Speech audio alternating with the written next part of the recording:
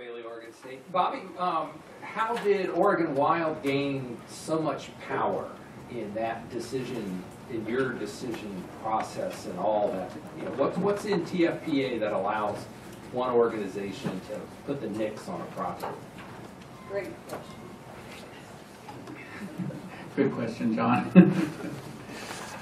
Well, there was a lot of factors that were going on at that time with Warm Springs. Couple things. One was this was our very first TFPA, and when we started the conversation with Forest Service, we said this is our first one. We want this to be an easy one. We don't want it to be controversial. We want to be able to show people that we can do this, especially the NGOs, that we can complete something like this and do good things for the resources.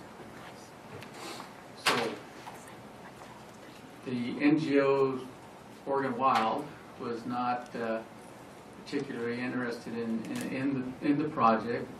They had discussions with the Forest Service about appealing and going down litigation road.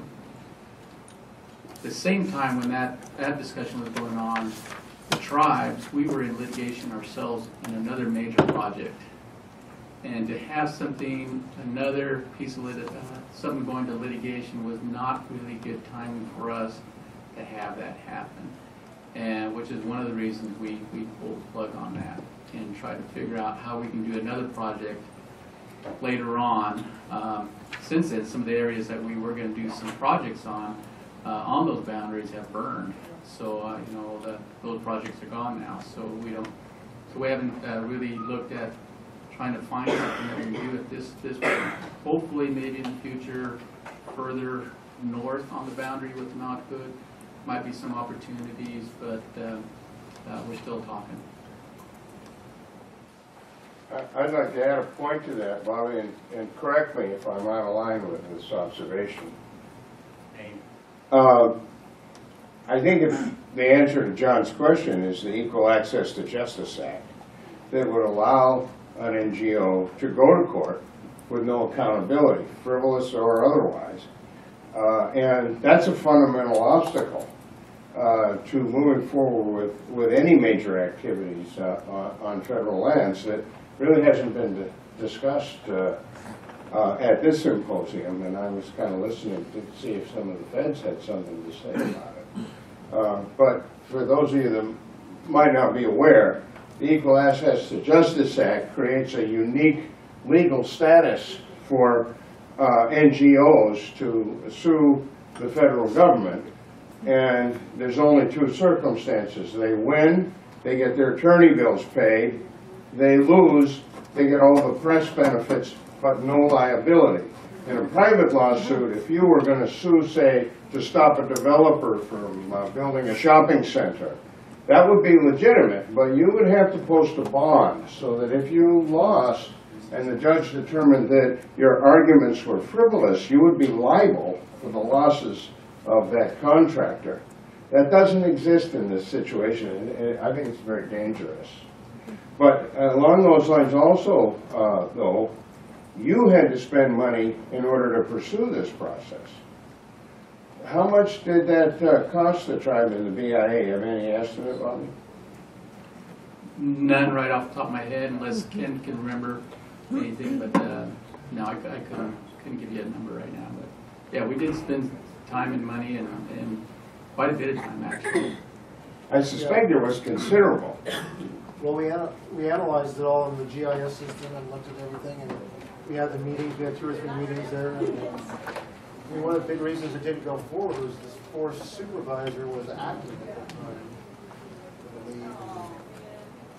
Just didn't want to. I think he just didn't want to take that off. I think I pretty much said what I have. Yeah, but no, we spent a fair amount of time. Can we also state your name and your organization? Ken Borcher, Bureau of Indian Affairs. So at the time, I worked for the Bureau of Indian Affairs at Warm Springs as a forester. And we looked at all this project. We looked at it with the fuels and fire management. We looked at it as forestry, natural resources. We collaborated on our side. We did the ID team thing. And, yeah, we met with them out there on their turf 2 or 3 times. They had, the NGOs, Bark was also there, in addition to Oregon Wild. And the big thing is, like I said earlier, I don't think that the forest supervisor was acting at that time and didn't feel like he wanted to take that on as much as he should have or could have. So I don't know how much cost was involved, but just in staff time, I don't know, 25 to 50,000, I'd imagine. Yeah, we probably spent, about 3 years working on that project.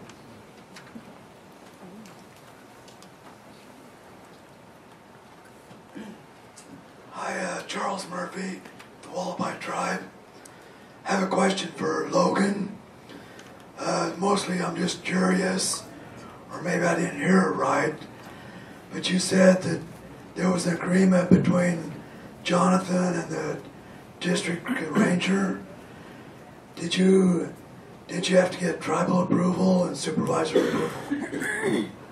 We did get tribal approval, backing of the chair and the vice to proceed on with that agreement. Okay.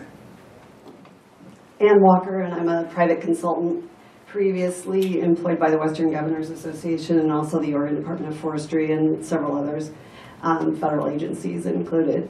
And I would just add, with your equal access to justice comment, it's in the Western Regional Action Plan under the cohesive strategy to address that. It was a priority. It was also included in I don't remember what the national barrier was, Jim, but it was the fuels group. Private lands and federal lands, I don't remember which one. But it is a big issue. I was disappointed that I didn't hear it with the answers to the questions about challenges. You can do a lot of collaboration. You can get a lot of work done on the ground, but you have one person show up and they have a problem and it's all for naught. So I appreciated your question. You know, it really matters and it just puts a stop to everything. That's all I have to say. Thanks.